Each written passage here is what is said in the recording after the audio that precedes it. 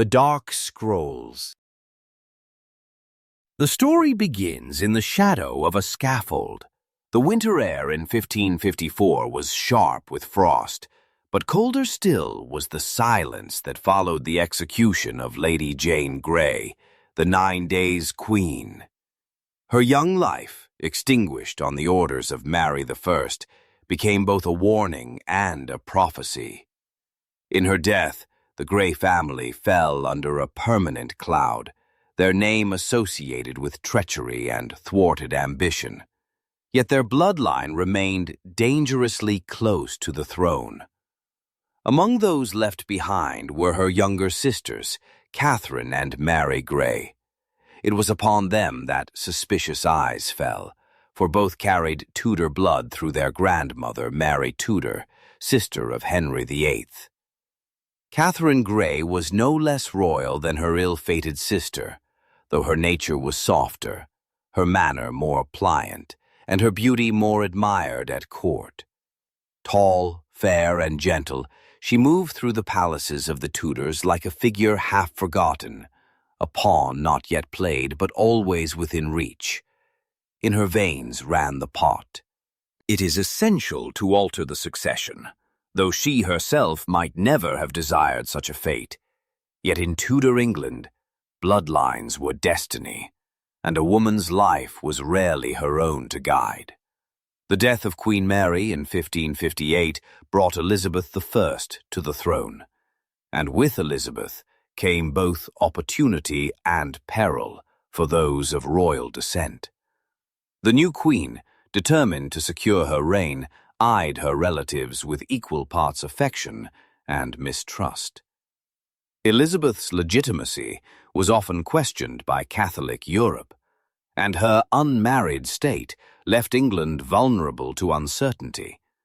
Should she die without issue, the throne might pass not to a foreign prince, but to one of her own cousins.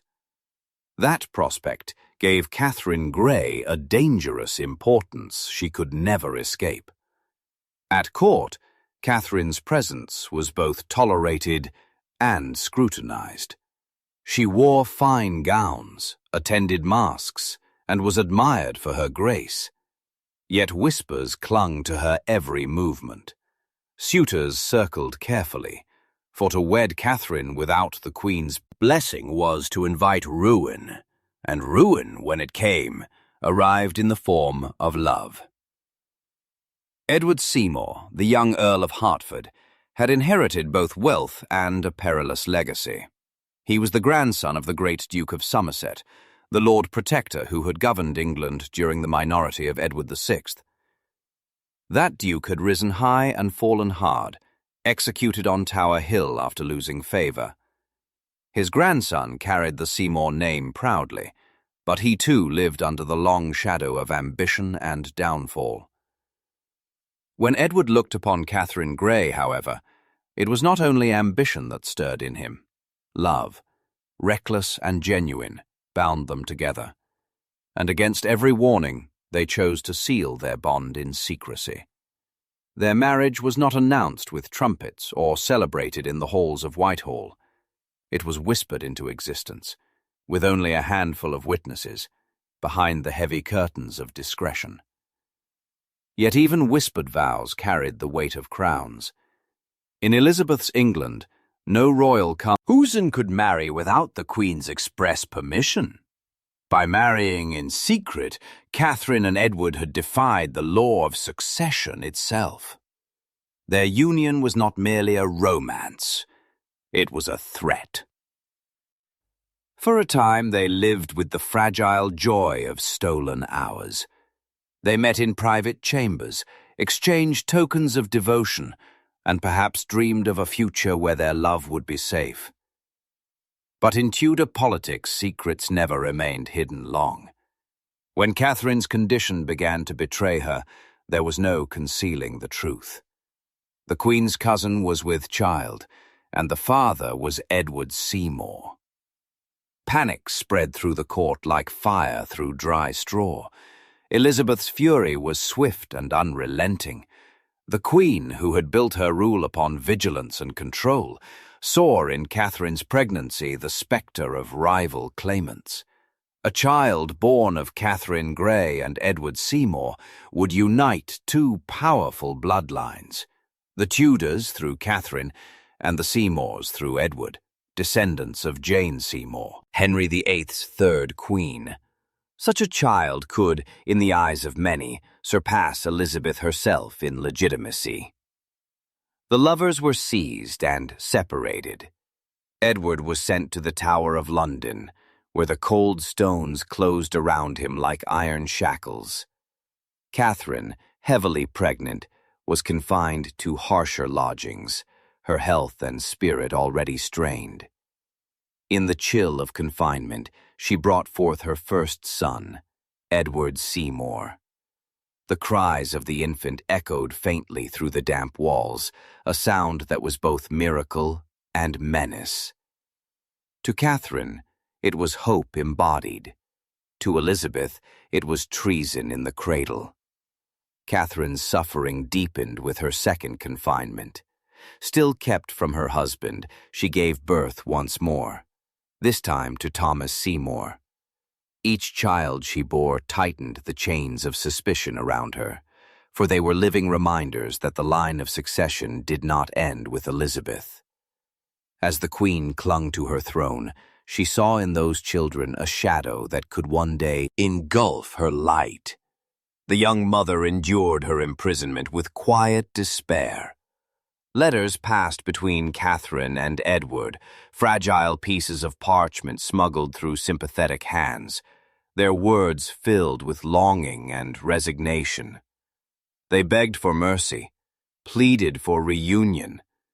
Yet Elizabeth remained unmoved. To her, Katherine's defiance was an unforgivable betrayal. The court whispered that Katherine might one day be queen if Elizabeth died suddenly. Foreign ambassadors reported her existence with careful calculation, measuring her sons against the uncertain future of England. But history was not kind to her. The Queen's watchful eye ensured that Katherine Grey never again breathed free air as she once had. The bloom of youth faded quickly under confinement, her once radiant beauty dimmed by sorrow and illness. By 1568, her story neared its tragic end. Katherine Grey died in captivity at the age of only 27, her body worn down by grief and neglect. The woman who might have been queen, who might have carried the Tudor bloodline into new generations of rulers, was silenced. Her death passed with little ceremony, yet the mystery of her life lingered. Her two sons remained, the living legacy of her forbidden marriage. Though denied the crown, they carried within them the mingled blood of Grey and Seymour, Tudor and Plantagenet. They would grow to adulthood under careful watch, their claims never pressed, yet their existence never entirely forgotten. The story of Katherine Grey and Edward Seymour did not end with her death, but stretched forward through the veins of history, a quiet thread woven into the fabric of England's destiny. Part of the tragedy of Katherine's life lies in its silences, the conversations never recorded, the nights spent alone in her cell, the dreams of a love denied by politics. Yet even within those silences, there is a resonance, a reminder that behind every act of dynastic ambition, there were human hearts beating, breaking, and longing for freedom. Katherine Grey was not the Queen of England, but she was the mother of a line that might have been. The passing of Katherine Grey in captivity did not end the consequences of her choices. Her shadow lingered in the corridors of Elizabeth's reign, a quiet reminder of what might have been. The Queen had silenced her cousin, but she could not erase the existence of Katherine's sons. Edward and Thomas Seymour, children of a forbidden marriage, represented a possibility Elizabeth could never completely extinguish. Infants when their mother died, They carried the weight of a claim that could outlast their childhoods. Elizabeth understood that blood carried its own power. The simple fact of their existence meant that the political map of England could shift if factions rallied behind them. To neutralize this danger, the boys were placed under strict supervision, entrusted to guardians loyal to the crown. They did not grow up in gilded halls with tutors preparing them for sovereignty. Instead, their lives were marked by restraint, their names spoken cautiously, their futures left deliberately undefined. In the eyes of their contemporaries, they were dangerous not for what they did, but for what they might one day become. Edward Seymour, the elder son, bore a name already tied to power and downfall. His very presence unsettled Elizabeth more than any pamphlet or foreign plot could. Should she falter, should opinion turn against her, he might be hailed as an alternative, one whose veins carried both Tudor and Seymour ambition. Thomas, the younger, shared the same peril, though with the obscurity that second sons often endured.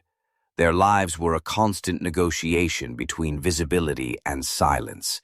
They could not be ignored, yet to acknowledge them too openly was to invite rebellion. The Queen's mistrust extended beyond the boys themselves. Any nobleman who showed sympathy risked suspicion. Whispered alliances formed, and foreign ambassadors wrote home to Spain, France, and the Holy Roman Empire, speculating about the uncertain future of the English succession. The question hovered over Elizabeth's reign like a drawn sword. What would happen when she died without an heir? Her refusal to marry, her refusal to name a successor, created a void that others sought to fill, with names such as Catherine Grey's sons. Even as children, Edward and Thomas became pawns in these unspoken games. Their guardians ensured they were educated, but theirs was not the training of princes.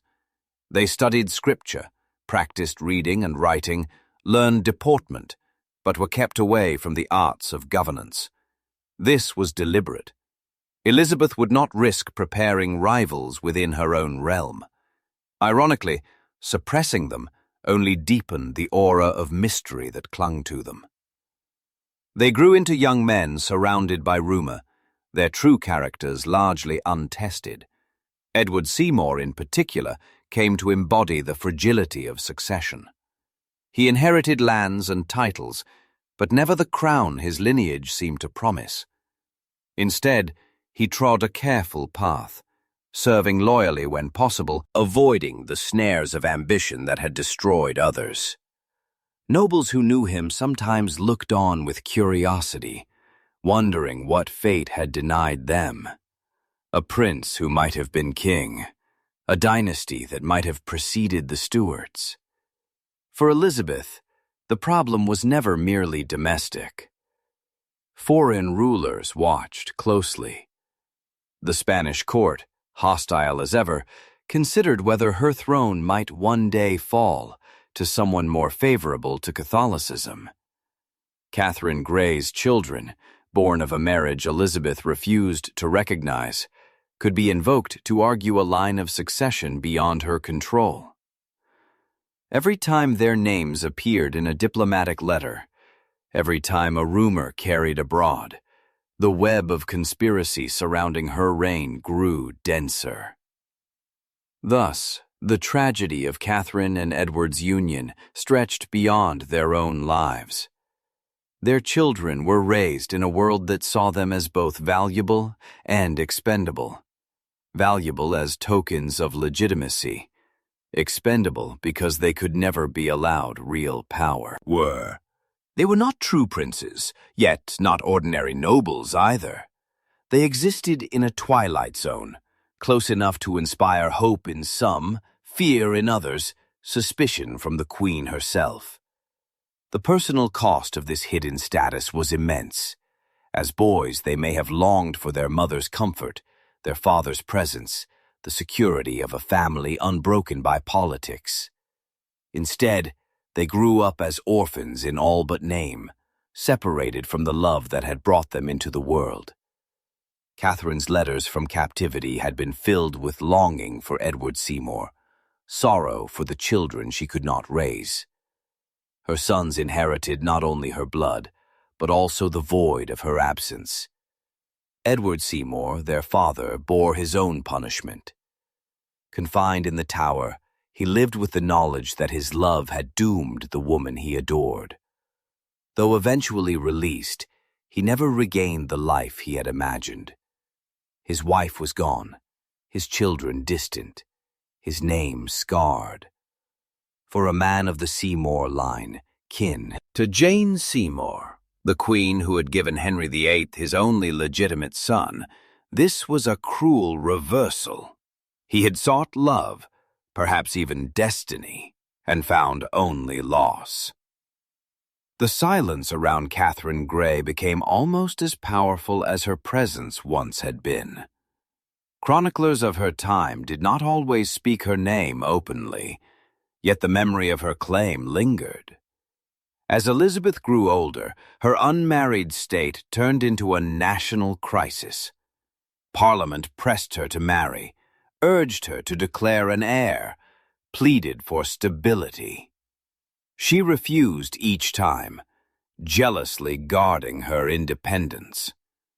With every refusal, the succession question became more urgent. With each passing year, the existence of Catherine's sons grew more significant.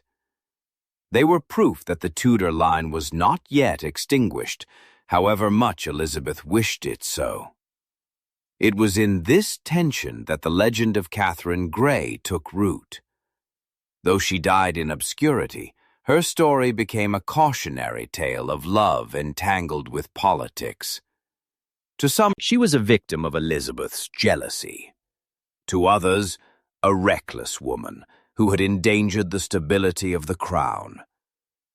The truth lay somewhere between, both a woman in love and a pawn of dynastic destiny, caught in a web from which there was no escape. Her sons, in turn, became living symbols of what England might have been had history bent differently.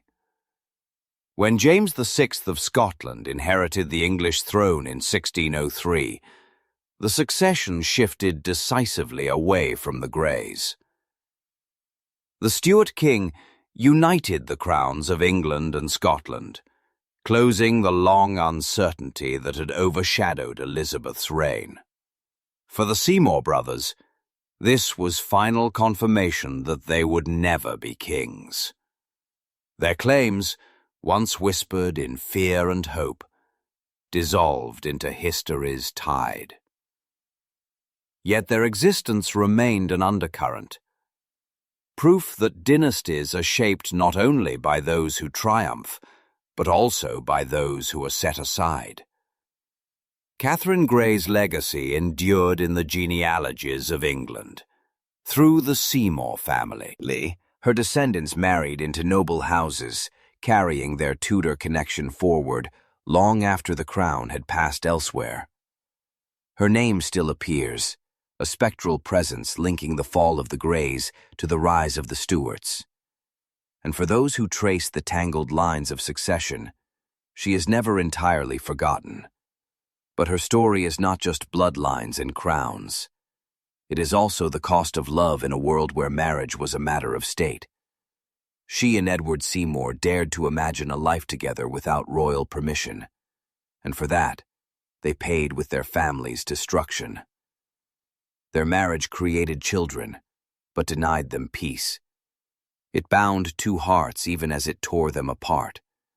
And in that tension, between devotion and ruin, the story of Catherine Grey retains its hold. She was not a queen, yet lived closer to the throne than most who wore it. Her children did not reign, yet bore legitimacy strong enough to unsettle a monarch. She died young, but her presence still echoes through that. The corridors of Tudor history, a reminder of the perils of passion in a world governed by suspicion and ambition. The years after Catherine Grey's death were years of silence and shadows. But silence often speaks more loudly than sound in the politics of succession. Her two sons, Edward and Thomas, grew into young men under the heavy weight of unspoken possibility. They had not chosen to be born into peril, yet every breath they drew reminded the world that the blood of the Tudors had not vanished entirely. For Elizabeth, that fact was an irritant she could never fully scratch away, a stone in her shoe as she strode across the grand stage of European politics.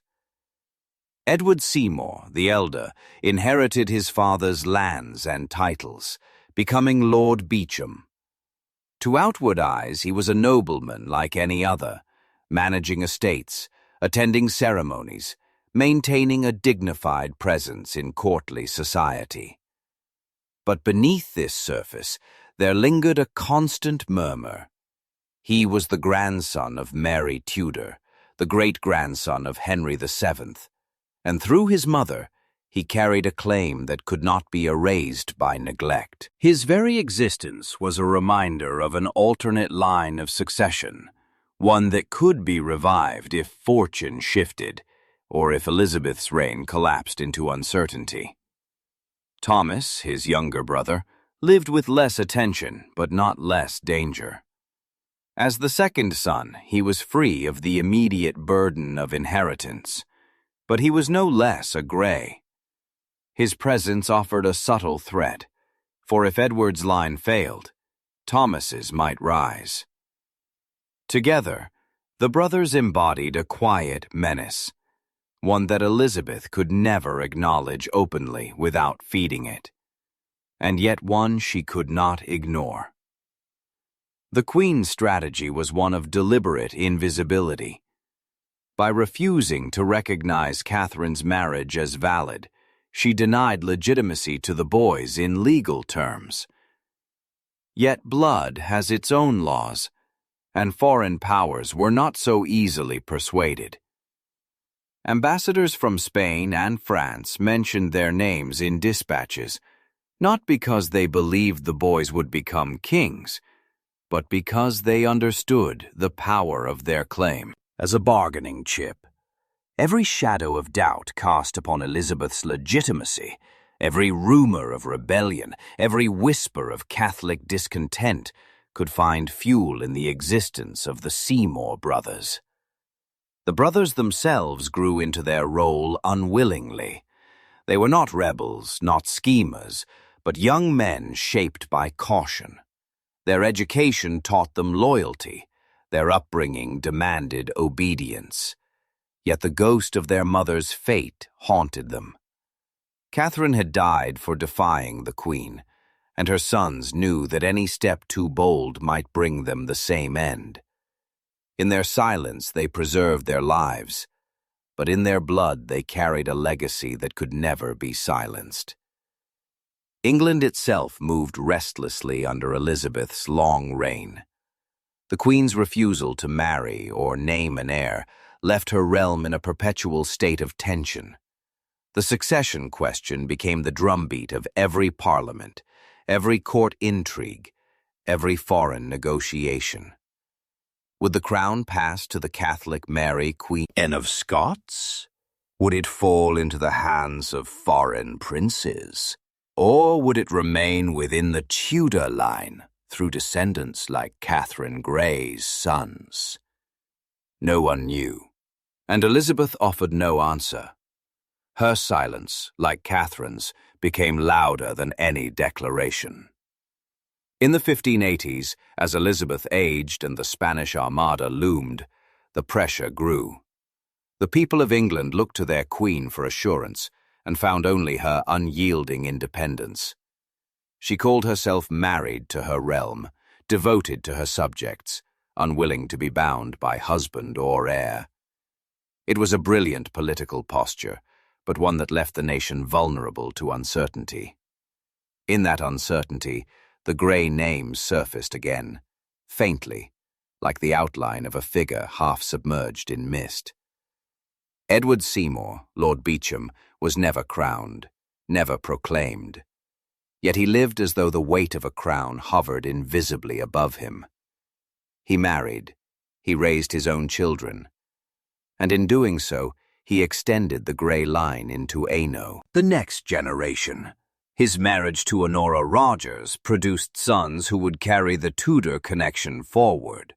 The blood of Catherine Grey did not vanish into obscurity, though Elizabeth wished it so. It trickled into the veins of English nobility, subtle and enduring, an ember that smoldered beneath the ashes of official history. Thomas Seymour, too, lived quietly, his presence overshadowed by his elder brother. Yet his very survival was significant. In Tudor England, where heirs could die suddenly from illness or intrigue, a second line was always a silent insurance. He may never have sought power, but his existence meant that the Tudor grey blood could not be stamped out with one life alone. The brothers together embodied resilience, not through rebellion, but through endurance. The great irony of their lives is that they remained outsiders to the very story that gave them meaning. Elizabeth never forgave their mother, and, by extension, never allowed them recognition. Yet when she died in 1603, the question of succession returned with all its old force. Who would rule England now that the Virgin Queen was gone? The answer came not from the Greys, but from Scotland. James VI, the son of Mary, Queen of Scots, descended through Margaret Tudor, the elder sister of Henry VIII, claimed the crown.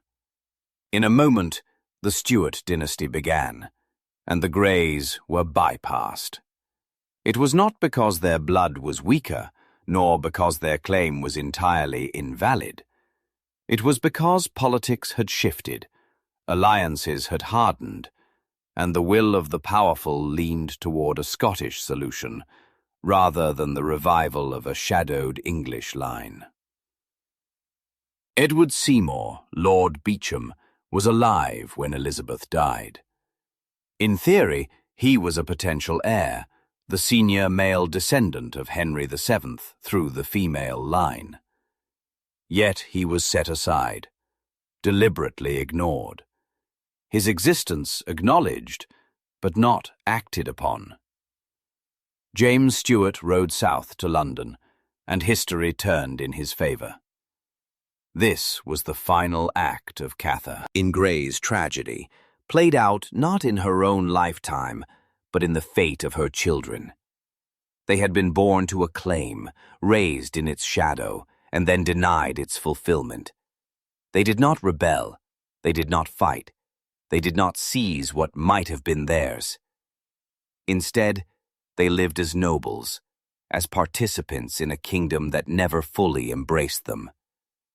Yet their blood continued, passed quietly into other houses, other lines, until the echo of Catherine Grey could still be found centuries later in the genealogies of Britain's aristocracy. To the world beyond England, their story was a curiosity, another example of how dynastic politics shaped destinies across Europe. To those within England, it was a cautionary tale. The fate of the Greys reminded all who carried royal blood that the crown was both a prize and a curse. It offered the possibility of glory, but also the certainty of suspicion. Catherine's sons had survived where she had not, but survival came at the cost of silence, invisibility, and the constant awareness that their very existence was dangerous. As the 17th century dawned, the Greys faded from the spotlight, their claims swallowed by the triumph of the Stuarts. But history has a way of remembering what politics seeks to forget. The tale of Catherine Grey and Edward Seymour, of love defying a queen and children born into peril, remained alive in whispered stories, in chronicles half suppressed, in the fascination of later generations who looked back and wondered, what if? What if Elizabeth had died earlier? What if James had been blocked? What if the sons of Catherine Grey had been crowned instead? The questions have no answer, yet they linger, as all tantalizing might-have-beens do. The hidden Tudor bloodline lived on, not in crowns or thrones, but in memory, in lineage, in the strange persistence of history's forgotten branches. Catherine's children may never have ruled, but they shaped the possibilities of rule, haunting Elizabeth's reign, rubbling her succession, and reminding us that the past is never so neat as it appears in the polished pages of chronicles. Beneath the official record lies a web of lost chances, silenced names, and hidden bloodlines that could have changed the world. The death of Elizabeth I and the triumphal entry of James VI of Scotland into London in 1603 marked a turning point in English history. For many, it was the end of uncertainty, the closing of a long chapter of doubt. Yet for the descendants of Catherine Grey, it was another reminder that history could bend away from them at the last moment, even when logic seemed to point in their direction. Edward Seymour, Lord Beauchamp, lived to see this transition. He was not a boy hidden in the shadows anymore, but a man of standing, with estates and family of his own. His blood carried the Tudor inheritance, and in another world, he might have been proclaimed king on Elizabeth's death. He had, after all, been the great-grandson of Henry VII through his grandmother Mary Tudor, younger sister to Henry VIII. But while paper claims could be written and genealogies drawn, crowns are placed upon heads not by parchment, but by power. James Stewart had an army of support, a well-organized faction, and the political momentum to secure his right. Edward, in contrast, had nothing but a claim. It is difficult to know whether he ever truly believed the throne could be his. The years of Elizabeth's suspicion had trained him to caution, to humility, to the art of survival in silence. Perhaps he dared not dream too boldly, knowing the fate of his mother, who had dared to love without permission and paid the ultimate price.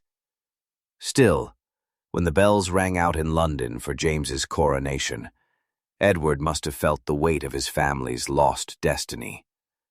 The Stewart banners fluttered above him, but the shadow of Catherine Grey still lingered in the blood of his children.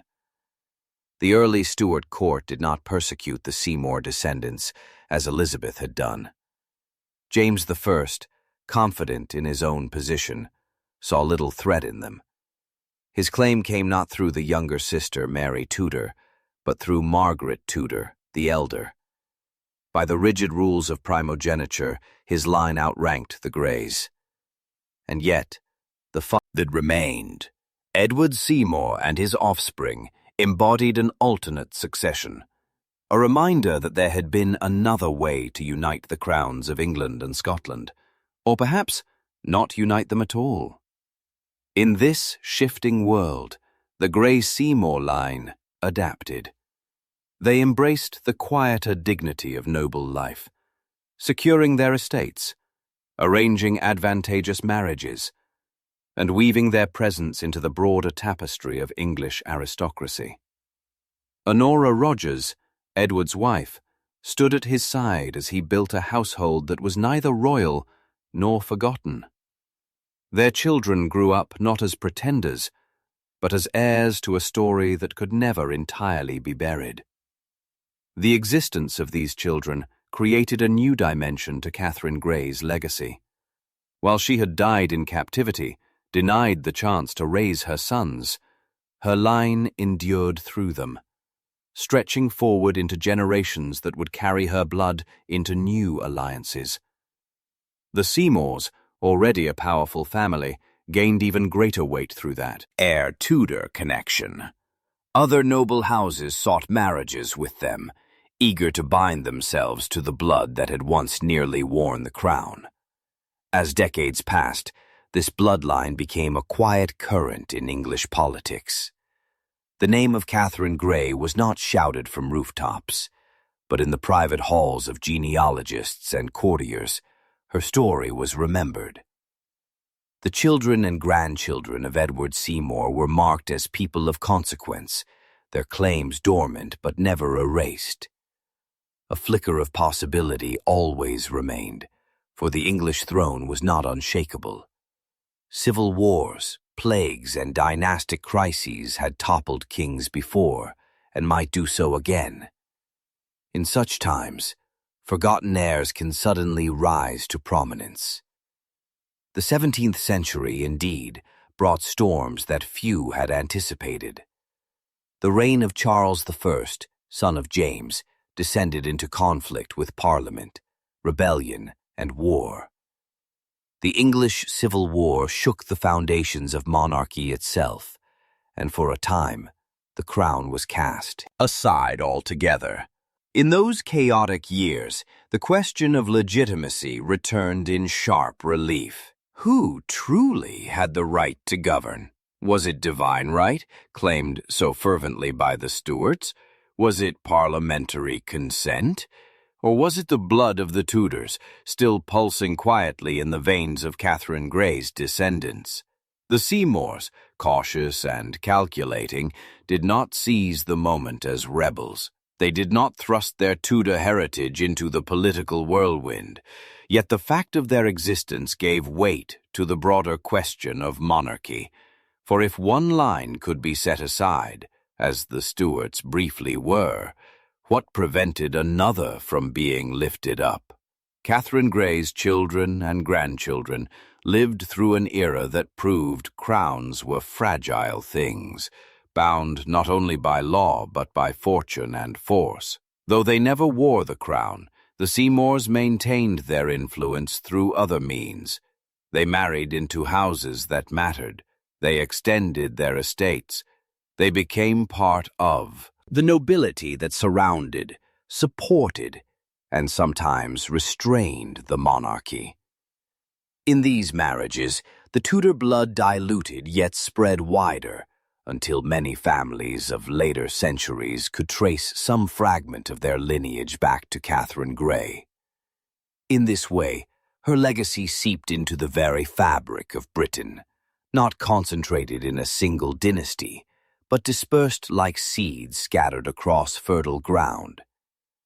For those who study genealogy, the fascination lies in these quiet continuities. Catherine Grey's line, while hidden from the throne, threaded itself through generations, appearing unexpectedly in the family trees of dukes, earls, and even royals of later centuries. What Elizabeth had sought to bury could not truly die. It simply transformed, adapting to the changing face of power. The figure of Catherine herself became almost mythic in this retelling. A young woman imprisoned for love, a queen who never reigned, a mother separated from her children. Her story resonated with the themes that haunted Tudor history: ambition, betrayal, forbidden love, and the brutal intersection of politics and intimacy. To remember Catherine was to remember that monarchy was not only about crowns and coronations, but about the human hearts that beat beneath velvet robes. Her descendants carried that memory, even as they lived ordinary lives of nobility. They rode to hunt, they sat in Parliament, they managed estates. Yet their blood told a story older and darker than their own daily routines. The whispers followed them, generation after generation. Here is the child of Catherine Grey, who might have been queen. It was never spoken loudly, never inscribed officially, but it lingered in the air, a trace of destiny unfulfilled. The Stuart kings, for their part, had little need to dwell on the Greys. They had their own troubles, religious strife, political battles, wars abroad, and civil wars at home. Yet in quiet moments one wonders if they ever reflected on the tenuousness of their position. Did James or his son Charles ever consider that the line of succession had passed over Edward Seymour? Did they ever imagine what might have happened if Elizabeth had acknowledged him? Perhaps not. But history has its own ironies, and the Civil War would prove that no dynasty, however strong, could ever claim permanence. Through it all, the Grey-Seymour line survived. That survival was its own form of triumph. A triumph not of crowns, but of endurance. They had been denied their inheritance, stripped of their place in the succession. But they had not been destroyed.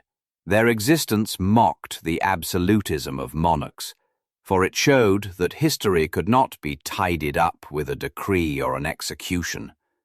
Bloodlines flow where they will, carrying memories and possibilities into centuries yet unborn. When we look back at this story now, it is not only a tale of what might have been, it is also a tale of resilience. Catherine Grey's children did not rise in rebellion, but they did not vanish either. They grew, they married, they extended their lineage, and in doing so they proved that love, even punished love, can leave a mark that outlasts queens and kings alike. Theirs was a quieter legacy, but no less profound. And so, as the Stuarts took their place upon the throne, the Greys remained in the wings, watching, waiting, enduring. Their claim was hidden, but their blood was real. Their mother had died in sorrow. Their father had faded into relative obscurity. But they themselves carried forward the hidden Tudor bloodline, not as rulers but as reminders. History passed them by. Yet history never forgot them. The march of history carried England forward into an age that Catherine Grey could never have imagined. The Tudor rose had long withered by the time her grandchildren walked the earth, replaced by the thistle and lion of the Stewart kings. Yet in the quiet countryside, in manors far from Whitehall and Windsor, her descendants lived, married, and multiplied. The shadow of her story lay across them, a faint but unbroken thread weaving through the generations. Edward Seymour, Lord Beauchamp, the boy born behind prison walls, grew into a man whose survival itself was extraordinary. He had carried the burden of a claim that could never be exercised, the silent reminder of a crown denied. In his children, however, the Tudor legacy extended itself once more. His eldest son, William Seymour, would prove that the blood of Catherine Grey had not lost its ability to attract both love and danger. William's life mirrored, in uncanny ways, the story of his grandmother. He too fell in love with a woman, and of royal blood, Arbella Stewart, cousin to James I, and herself a potential heir to the throne. Their marriage, like Catherine and Edward's before them, was carried out in secret, without royal permission. It was as though fate itself conspired to repeat the past, binding the Greys to the same tragic patterns. When the marriage was discovered, Arbella was confined, and William found himself in the Tower of London, staring at the same stone walls that had enclosed his father decades earlier. Arbella Stewart would die in captivity, her health broken, her spirit crushed, another victim of the ruthless logic of succession. William, however, survived, escaping imprisonment and eventually regaining royal favour. In this strange repetition of history, the line of Catherine Grey brushed once more against the possibility of monarchy. Arbella Stewart had been considered by some as a more legitimate heir than James himself. Had events unfolded differently, had Arbella and William triumphed, the crust of own might have passed directly into the hands of Catherine Grey's descendants. But history turned another way, and the Stuarts maintained their grip on the throne. Still, the echo was unmistakable. Catherine's blood continued to pulse in the lives of her children and grandchildren, defying suppression, forever tempting fate. The later Seymours would go on to establish themselves as one of the great noble families of England. Through the Dukes of Somerset, through marriages that bound them to other houses of power, they secured influence that endured even without a crown. Their Tudor blood became a kind of currency in the marriage market, a prized inheritance that lent luster to alliances. The nobility remembered, even if monarchs wished to forget. Every union of a Seymour with another house was a quiet reminder that the Tudors still lived, if not on the throne, then in the bloodstream of England's elite. Centuries passed, yet the fascination with Catherine Grey did not fade. Historians and genealogists, scribes and chroniclers continued to return to her story. They traced her lineage through the Seymours, through their daughters and sons, into families that touched every corner of the aristocracy. The bloodline extended outward like branches from a trunk, each branch carrying the memory of a young woman who had loved in defiance of a queen and paid with her life. Even in the modern era, the legacy can be followed. Many of the great families of Britain today, from dukes to barons, can count Catherine Grey among their ancestors. The connection is often distant, several centuries removed, yet it is there, an indelible fact of genealogy. Through the labyrinth of marriages, the hidden Tudor bloodline found its way into circles of power once more. In some cases, it touched the royal family itself, linking back through collateral lines that show how thoroughly the past permeates the present. This is the irony of Catherine Grey's fate.